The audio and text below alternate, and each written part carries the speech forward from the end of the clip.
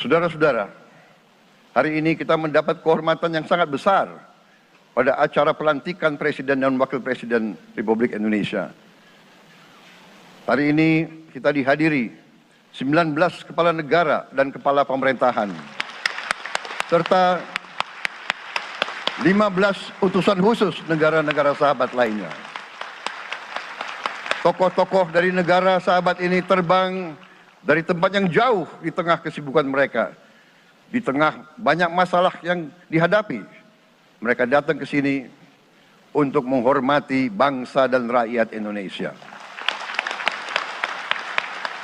Dan karena itu, atas nama seluruh bangsa dan rakyat Indonesia, saya ucapkan penghargaan terima kasih yang setinggi-tingginya kepada semua kepala pemerintah, kepala negara, dan perwakilan negara-negara sahabat yang hadir di sini. Yang saya hormati dan saya muliakan, Sultan dan yang di Pertuan Negara Brunei Darussalam Paduka Sri Baginda Sultan Hassanal Bolkiah Muizzaddin Wadaulah Ibni Omar Ali Saifuddin Saadul Khairi Wa'idin.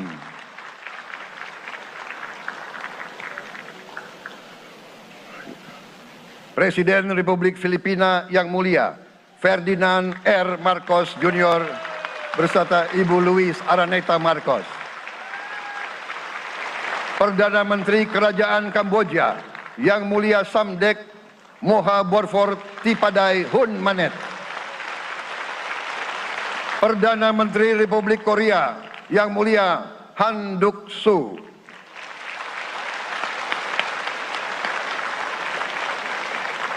Perdana Menteri Malaysia yang mulia Datuk Seri Haji Anwar Ibrahim. Perdana Menteri Negara Merdeka Papua New Guinea yang mulia James Marape MP.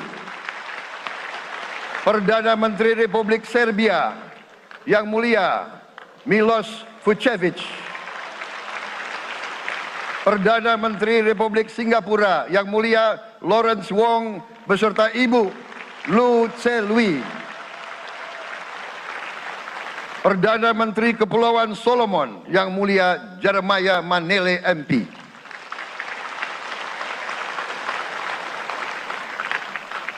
Perdana Menteri Republik Demokratik Timor Leste yang mulia Sanana Gusmao. Perdana Menteri Republik Vanuatu yang mulia Charlotte Salwai Tabimasmas beserta Ibu Mari Justin Salwai. Wakil Presiden Republik Rakyat Tiongkok yang mulia Han Zheng.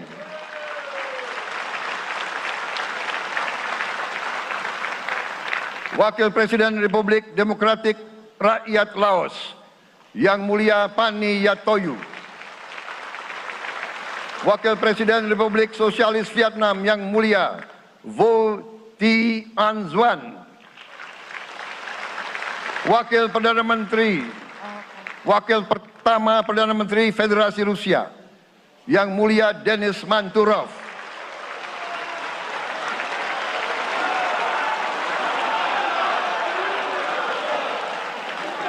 Wakil Perdana Menteri merangkap Menteri Pertahanan Qatar, Dr. Khalid bin Muhammad Al Attiyah.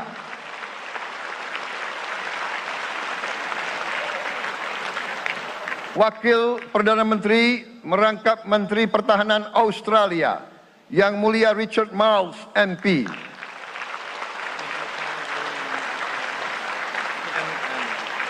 Wakil Perdana Menteri Selandia Baru yang mulia Winston Peters.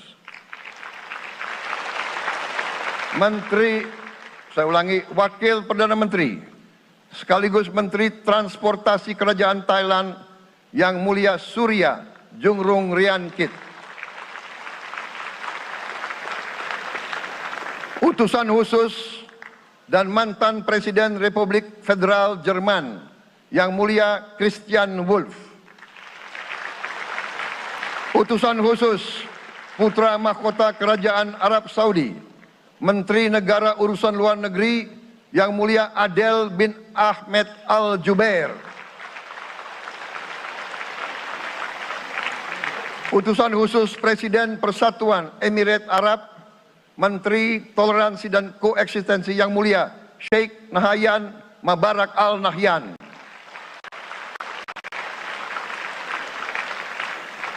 Utusan khusus Presiden Republik Arab Mesir, Menteri Wakaf Yang Mulia Osama Al Azhari. Utusan khusus Presiden Turkiye, Menteri Pertahanan Yang Mulia Jenderal Yasar Guler.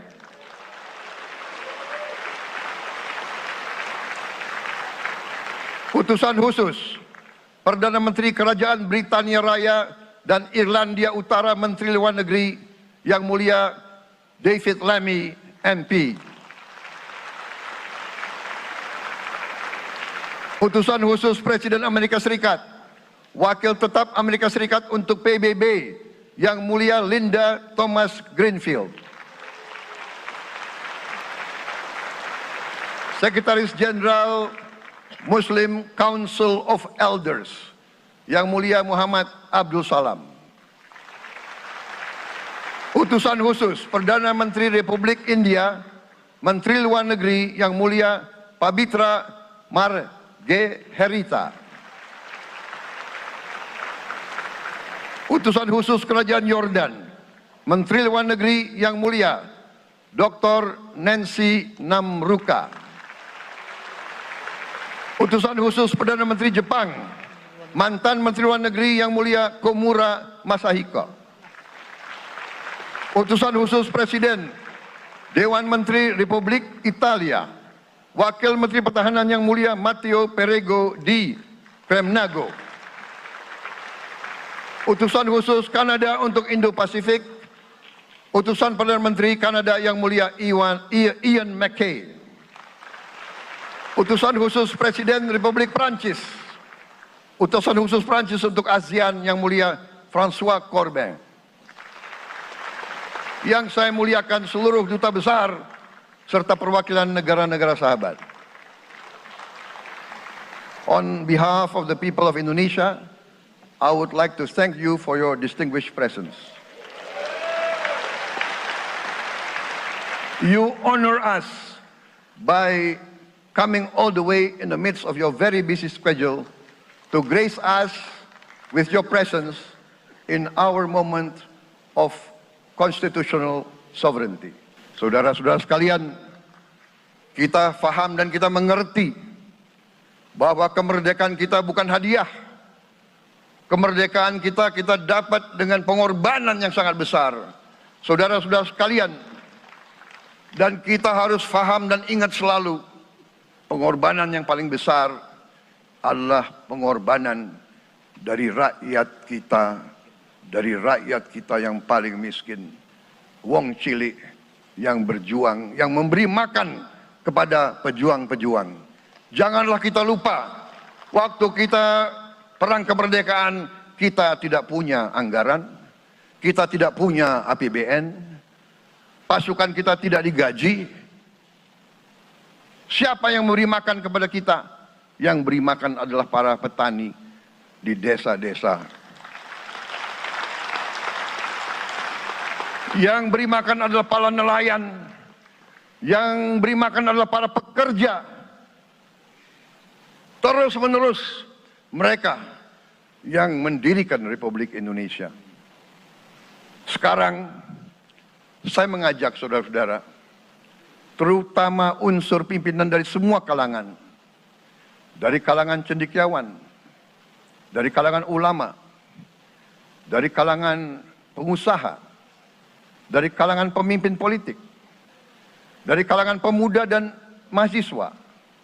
Mari kita berani menghadapi tantangan-tantangan tersebut.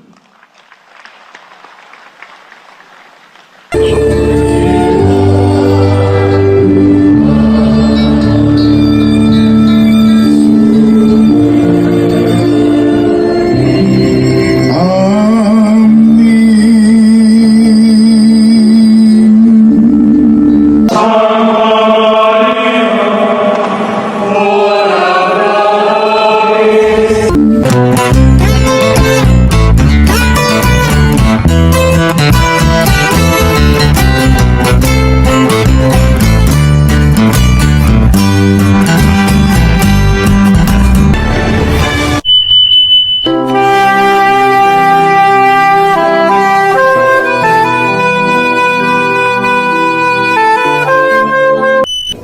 Dominus vobiscum.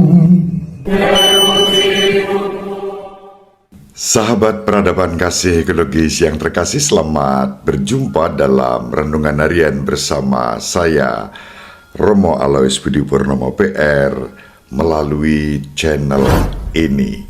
Semoga panjenengan selalu sehat, tetap semangat tanpa sambat, dan selalu bahagia, kebahagiaan yang bersumber dari Tuhan Allah kita. Mari kita awali perjumpaan kita dengan bersatu di dalam doa. Dalam nama Bapa dan Putra dan Roh Kudus. Amin.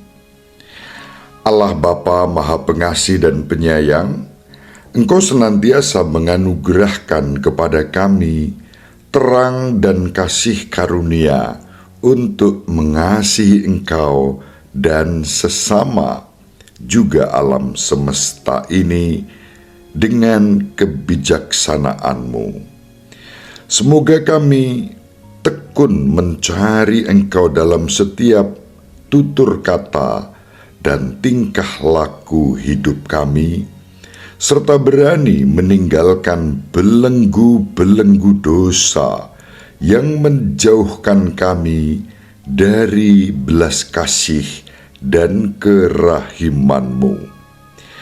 Dengan pengantaraan Tuhan kami Yesus Kristus, Putra-Mu yang hidup dan berkuasa bersama Dikau dalam persekutuan dengan Roh Kudus Allah yang Maha Esa, Tritunggal Maha Kudus, sepanjang segala masa. Amin. Dalam nama Bapa dan Putra dan Roh Kudus. Amin. Sahabat peradaban kasih ekologis yang terkasih, kita akan membaca bacaan pertama yang dikutip dari surat Rasul Paulus kepada jemaat di Efesus, bab 2 ayat 1 sampai 10. Saudara-saudara, kalian dahulu sudah mati karena pelanggaran dan dosamu. Kalian hidup di dalamnya karena kalian mengikuti jalan dunia ini, karena kalian menaati penguasa kerajaan angkasa, yaitu roh yang kini bekerja di antara orang-orang durhaka. Sebenarnya dahulu kami semua juga terhitung di antara orang-orang durhaka itu, ketika kami hidup dalam hawa nafsu daging menurut kehendak daging serta pikiran yang jahat. Jadi, pada dasarnya kita orang-orang yang harus dimurkai sama seperti yang lain itu, tetapi terdorong oleh kasih-Nya yang besar yang telah dilimpahkan kepada kita, Allah yang kaya dengan rahmat telah menghidupkan kita bersama dengan Kristus, sekalipun kita telah mati karena kesalahan kita. Jadi, kalian diselamatkan berkat kasih karunia. Di dalam Kristus Yesus itu, Allah telah membangkitkan kita juga dan memberi tempat di surga bersama dengan Dia. Dengan demikian, Allah bermaksud di masa yang akan datang menyatakan kasih karunia-Nya yang berlimpah sesuai dengan kebaikan-Nya terhadap kita dalam Kristus Yesus. Sebab berkat kasih karunia kalian diselamatkan oleh iman. Keselamatan itu bukanlah hasil usahamu, melainkan pemberian Allah. Jadi, keselamatan itu bukanlah hasil pekerjaanmu. Maka, jangan sampai ada yang memegahkan diri. Sebab sesungguhnya kita ini buatan Allah, diciptakan dalam Kristus Yesus untuk melakukan perbuatan-perbuatan baik yang sudah dipersiapkan Allah sebelumnya. Demikianlah sabda Tuhan. Syukur kepada Allah. Sahabat peradaban kasih ekologis yang terkasih, kita bersyukur hari-hari ini kita mengalami masa transisi pemerintahan di Negara Kesatuan Republik Indonesia dari Presiden dan Wakil Presiden sebelumnya, Presiden Joko Widodo, akrab disapa Presiden Jokowi, dan wakil beliau yang 5 tahun terakhir adalah Profesor Dr. Kiai Haji Ma'ruf Amin. Mereka telah mengakhiri masa pemerintahan, dan itu berarti juga masa pelayanan dalam perspektif Injili kita. Dilanjutkan oleh presiden yang baru, yaitu Presiden Prabowo Subianto dan wakilnya Gibran Rakabuming Raka. Kalau kita menyaksikan proses peralihan antara pemerintahan yang lama menuju ke pemerintahan yang baru di dalam proses pelantikan yang terlaksana pada hari Minggu tanggal 20 Oktober 2024, tentu kita bersyukur dihadiri oleh para tamu, pemimpin-pemimpin negara-negara sahabat yang hadir, dan menurut hemat saya sangat menarik apa yang disampaikan oleh Presiden Prabowo dalam pidatonya. Beliau menyapa satu persatu para utusan negara-negara sahabat yang hadir dan memberikan apresiasi atas nama rakyat dan bangsa Indonesia. Menurut hemat saya, itu sesuatu yang baik. Sapaan personal, menyebut nama masing-masing dengan disposisi jabatan pelayanan mereka. Bahkan ketika tidak salah tetapi menyebut urutan disposisi salah satu utusan, beliau meminta maaf, ulangi, dan kemudian menyebut secara benar. Sahabat peradaban kasih ekologis yang terkasih, hal menarik kedua yang menurut saya perlu kita syukuri adalah tekad dan komitmen Presiden Prabowo di dalam pidato perdananya sebagai presiden yang sah menurut sesudah pelantikan yang dilakukan oleh Ketua MPR Republik Indonesia adalah komitmen untuk peduli kepada kaum miskin dan kemudian memberikan kesejahteraan dan kemerdekaan tanpa diskriminasi apapun latar belakang, golongan, kelompok, suku, bahkan suku dan agama. Ini sesuatu yang menurut hemat saya penting.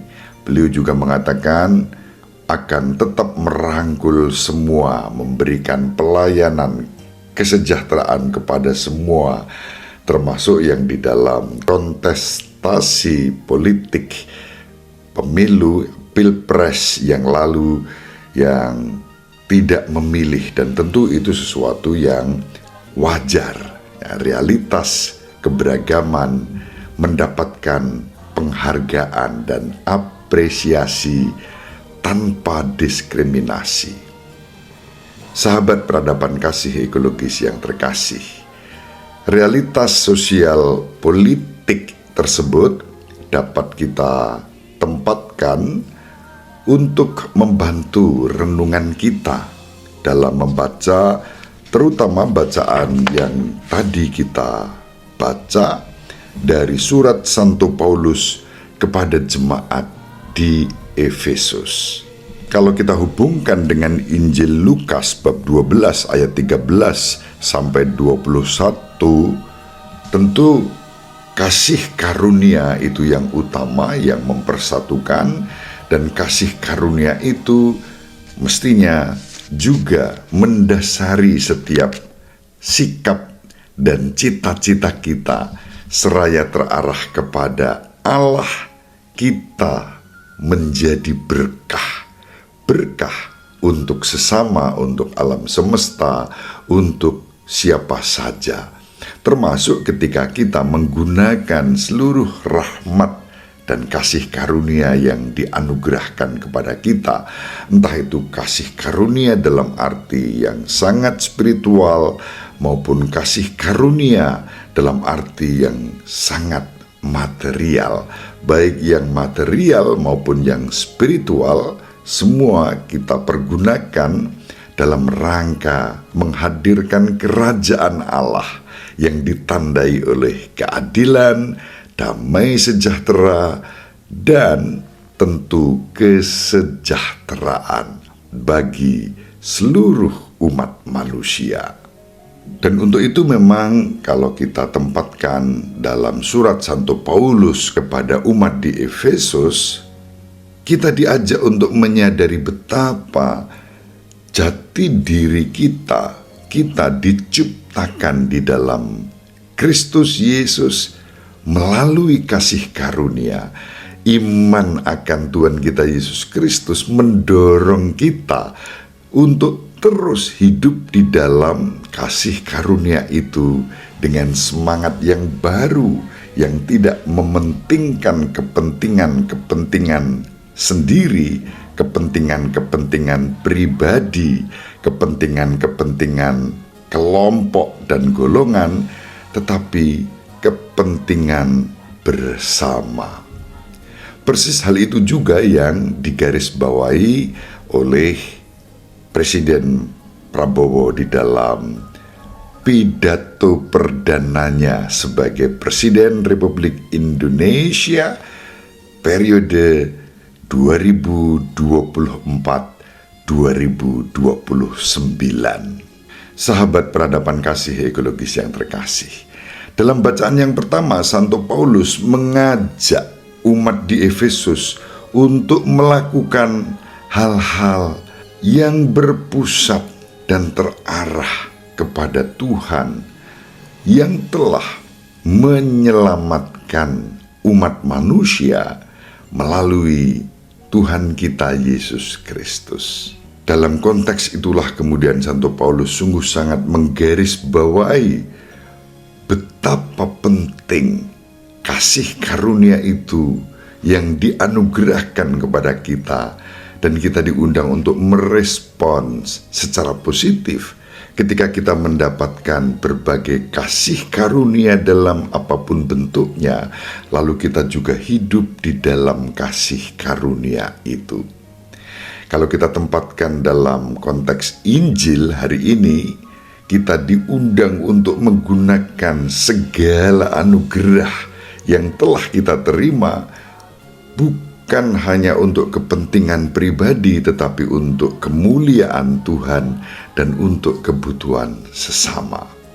Harta kekayaan yang dianugerahkan kepada kita, kita syukuri, dan kemudian mendorong kita untuk berbuat baik, berbagi kasih karunia kepada saudari-saudara kita yang membutuhkan pertolongan-pertolongan kita secara bertanggung jawab.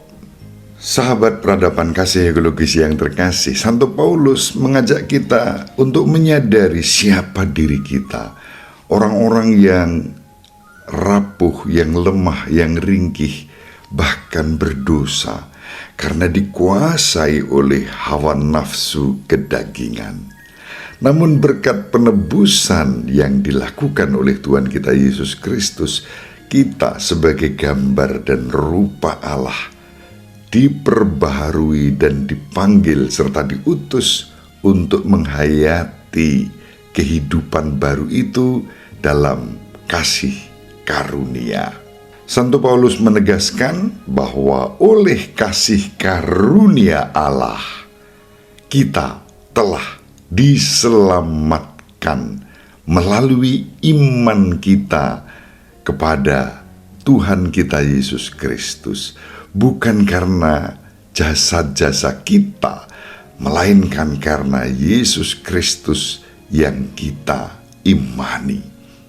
Allah telah menyelamatkan kita dengan mengangkat kita dalam beberapa hal yang membuat kita diselamatkan dari kematian rohani yang merupakan konsekuensi dari cara hidup yang berdosa.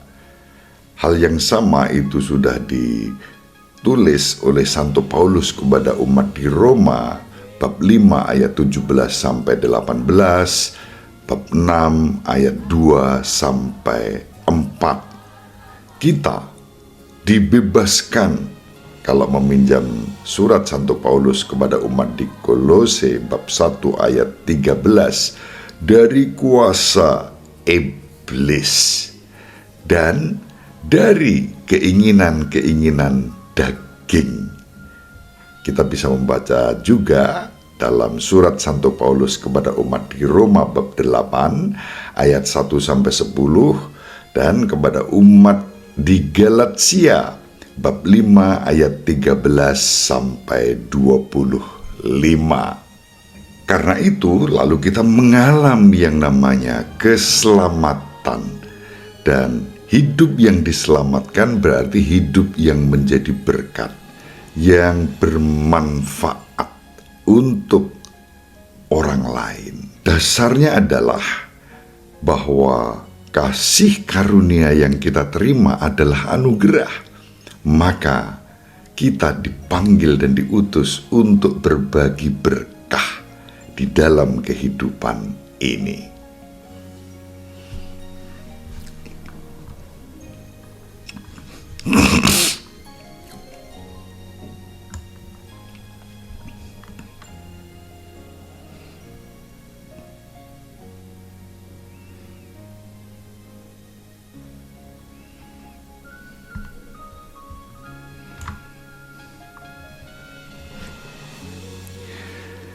Sahabat peradaban kasih ekologis yang terkasih, persis itulah yang disampaikan oleh Yesus Kristus di dalam Injil.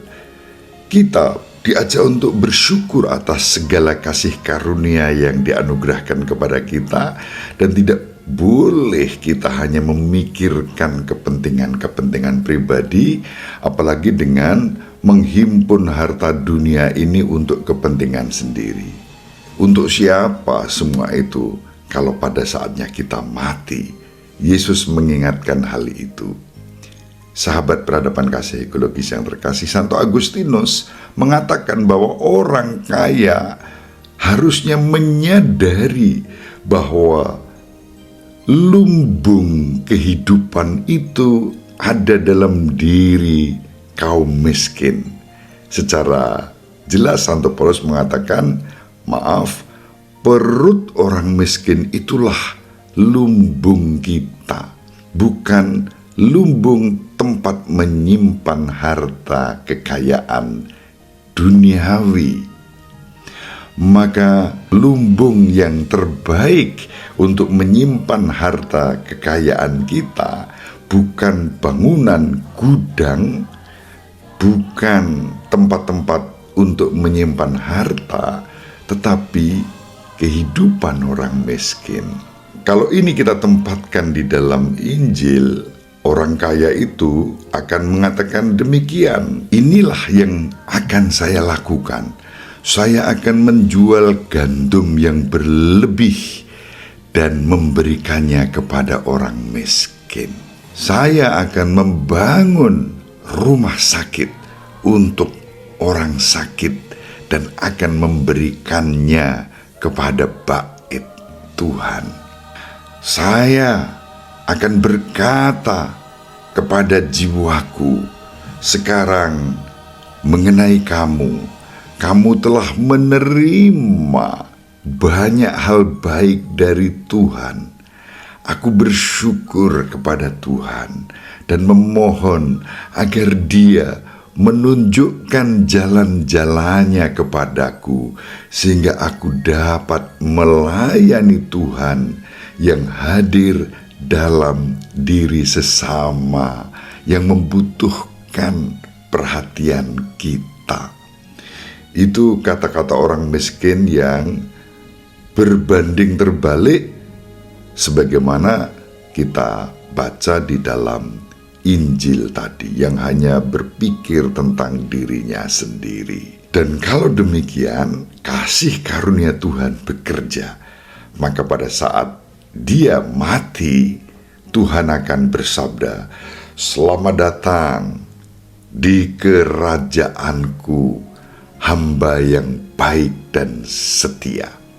Karena apa yang kamu lakukan untuk orang lain, bahkan yang paling hina ini, sudah kamu lakukan untukku. Masuklah di dalam sukacita dan kebahagiaan surga." Sahabat peradaban kasih ekologis yang terkasih, mari kita saling mendoakan agar kita juga dengan seluruh daya dan bakat kemampuan yang dianugerahkan kepada kita terima sebagai bentuk-bentuk nyata kasih karunia itu di dalam kehidupan yang menjadi berkat untuk sesama kita. Ibu Maria dan Bapak Yosef selalu mendoakan kita, semoga panjenengan semua sahabat peradaban kasih ekologis yang terkasih bersama seluruh anggota keluarga dimanapun berada dibimbing, dilindungi dan diberkati oleh Allah yang Maha Kuasa, Bapa dan Putra dan Roh Kudus. Amin. Terima kasih, salam sehat, tetap semangat tanpa sambat, selalu bahagia, kebahagiaan yang bersumber dari Tuhan Allah kita. Salve Shalom, salam sejahtera, berkah dalam. Sahabat peradaban kasih yang terkasih, sampai jumpa pada episode berikutnya. Terima kasih atas kebersamaan kita. Salam peradaban kasih ekologis, berkah dalam.